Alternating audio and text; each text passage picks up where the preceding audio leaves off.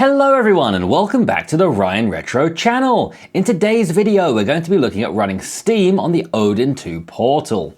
This is running Steam inside Winlator on Android. It's not streaming from a PC or a Steam Deck or anything like that. This is running directly on the Odin 2 portal itself inside the app. As you can see over here, I've installed quite a few games to try out today. Also for today's test, we are running at 720p. I could try and boost things up to 1080p or even put it down to 540p for some better performance, but I just left it as standard just for now, just to see what kind of results we get. So let's jump into Skyrim, an absolute classic to begin with. In just a matter of seconds, we are up and running using our cloud save of Skyrim, and that is why it's great to get Steam running on here, rather than just running the good old games version or the secret console version. The reason we want to use Steam if we can is to have our PC save files. So in just a few seconds like this, I'm up and running in one of my recent PC save files. And by recent, I mean probably 2015. If you look at the top left here, we have some statistics. We're running at a pretty smooth 60 frames per second while nothing's going on. And if you look at this green line, that will show how stable the frame rate is over time. As you can see, it's pretty stable right now. We're not seeing many jumps in the chart. But let's get into some action and see if that changes. Come on then! You want some? I'm sorry. Well, that didn't really quite go as planned. So let's just kill something innocent like this little chicken. I'm sure nothing bad will happen if we do that. I'm sorry. So as we get involved in some combat here, keeping an eye on that green chart at the top left of the screen, you'll see it saying pretty stable still. And you might notice as I'm walking around here, there are some kind of light glitches going on. I'm not sure how well this will show up in the video, but the lights are kind of flickering a little bit. Not quite as badly as I've experienced before playing Skyrim on Winlator, but it is still present, so that's something we do still need to work on. But in terms of performance, I'm pretty happy with this. It looks pretty good even at 720p on a screen this size, and it's running pretty steadily. I think this is a game where we could try to increase the graphic fidelity or up the resolution to 1080p and see how that would go, but straight out of the box on the default low settings, it's working pretty nicely. So let's jump into another game now. And if you are using this Steam method, you're going to want to come through the main menu and quit out of the game through its main menu like this. If you just close down the whole app, it's not going to synchronize your save file, and it will take some time to load up Winlator again. Booting up Steam and getting it ready to play your games is probably the part of this experience that takes the longest. So just quitting through the main menu is definitely what I would suggest you do. Let's now jump into another game. Let's now try Jet Set Radio. This is the first time I'm trying to run it, so you'll see this message saying it's installing some dependencies it's going to need. And I'm going to be honest with you guys, I didn't think this was going to load because I tried it a couple of weeks ago. Holy, that is loud. One thing about the Odin 2 portal, if you don't have one yet, the lowest volume setting is still way too loud.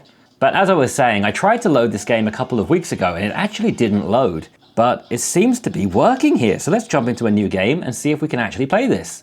Surprisingly, we are actually playing right now, so Jet Set Radio is playable here on the Odin 2 portal.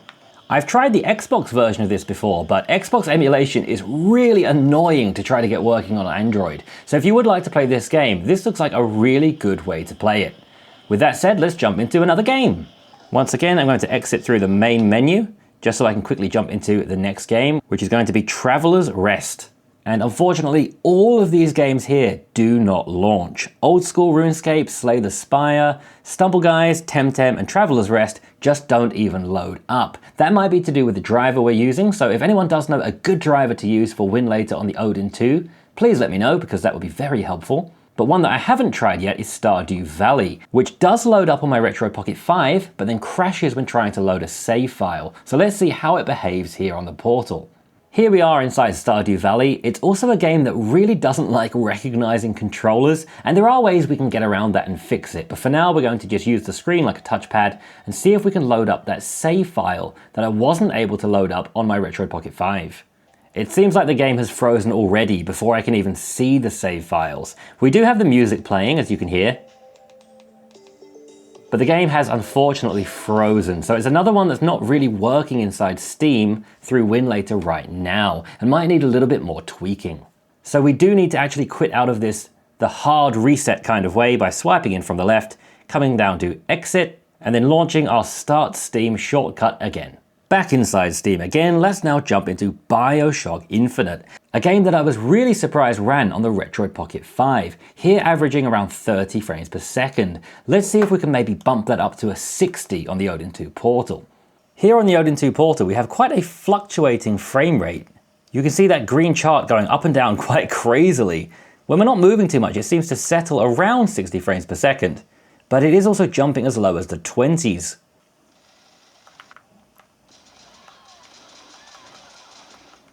The shooting feels nice and smooth, and the sound of the Odin 2 portal is really nice. This is a game that is definitely running a lot smoother than it was on the Retroid Pocket 5. Some of the small indie games run really nicely on both. This one is definitely giving us much nicer performance. I had a feeling maybe VSync was turned on because we seem to be maxing out almost at a perfect 60 frames per second, but locked frame rate is turned off here. So unless there's another hidden VSync setting somewhere, we just seem to be maxing out kind of around 60 frames per second. There might be a reason for that, I might just be a bit stupid. But in any case, the performance feels really nice. And when you're running around playing and not peeping at the statistics up here, it feels really nice and smooth. So Bioshock Infinite, definitely playable here on the Odin 2 portal through Steam. And just imagine I got to a checkpoint and saved my progress. Once I exit back to the desktop again, it will synchronize that cloud save file, and we'll be ready to carry on our PC or anywhere else, which is why Steam is just awesome. Let's now try Borderlands 2, and if my memory serves me correctly, this is another one that doesn't launch. Yes, unfortunately no luck with that one. Yes, unfortunately no luck with Borderlands on this driver I'm using, but Coral Island is a game that launches, and this is one that I actually backed on Kickstarter a while ago, and it is a PC exclusive, so there is no real other way of playing it.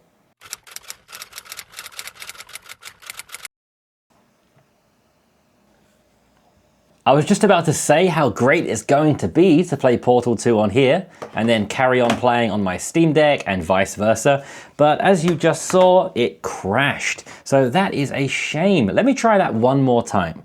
Second time around, it crashed instantly. So this is not going to be a playable experience for now, unless we find a more compatible driver. Deponia is a game that doesn't support controllers, so let's hook up a mouse, a keyboard, and connect the portal up to my 4K monitor through HDMI, and see how it does using it like a Steam computer. This dock is actually designed for the Steam Deck, and because the USB-C port is on the bottom of the portal here, we actually need to put it in the dock upside down. So here is the portal hooked up to my monitor with my keyboard and mouse, and we're going to see how it works as a Steam PC now. I'll use the mouse to control it, just like a normal computer, and launch the game. You can also turn off the screen of the portal here in the settings as well if you'd like to. I'm just leaving it on for now because I'm only showing you a very quick demonstration. So let's jump into the game, and as you can see, we can move around, we can go talk to Wenzel, and everything's working fine. And although this is only a 720p Winlator container, I'm sure we can handle 1080p on the portal just fine, but even at 720p, it looks pretty good. Let's test the keyboard now. When I tried that on the Retroid Pocket 5, it really didn't like two input devices being used at the same time and crashed the container. Let's try using the escape button. 3, 2, 1. And it seems to be working fine. I'll just try it one more time. 3, 2, 1. And yes, the keyboard is indeed working. Here in Skyrim now, unfortunately, the controls are not working. The controls on the portal itself are working absolutely fine, but it's not recognizing the mouse or the keyboard input. So that's something you might need to fiddle with a bit in the settings. It's not quite as simple as just launching every single game and having it recognize your keyboard and mouse right away, but it definitely is workable if you put a bit of time and patience into it. So that's very exciting. And if you had your portal set up to a TV in the same way I just showed you setting up to a computer monitor with an HDMI cable, and you wanted to connect a controller like this 8BitDo Ultimate controller, or one of the smaller ones, or the Nixie Warrior, which is currently my favorite controller, you can absolutely connect this via Bluetooth and it will be recognized by most games right away like this. And as you can see, I'm controlling Jet Set Radio with no problems whatsoever. And while it doesn't make much sense in tabletop mode like this, if you had this hooked up to a TV and you wanted to kick back on the sofa with a controller, it does work absolutely fine. So all in all, when you can get games to load and work on Steam like this, I would say it's actually a great experience. A much better experience than this guy's having. So I hope this video was helpful and useful for you. I did try to be quite thorough and do a lot of testing for you guys. And I've spent the past week trying more than 50 Steam games at this point. I tried so many more that I didn't feature in today's video. And it's simply just because they didn't work. I put so many hours into installing and trying games for you guys in this video, so please give me a like and subscribe if you didn't already. I'd really appreciate that. And if you'd like to set this up for yourself, check out the link in the description to Zero Kimchi's guide, which is the one I followed to get this running. Zero Kimchi is basically the god of Winlator, so his channel is an incredible resource for this kind of thing. The only thing I don't like about his channel is his name, Zero Kimchi, because I live in Korea, so I always carry a massive tub of kimchi everywhere I go. If you'd like to buy your own Odin 2 portal, check out my affiliate link in the description to the official AYN Odin website where you can pick up one for yourself. Thank you once again for watching, and I'll see you again tomorrow for another video. Bye.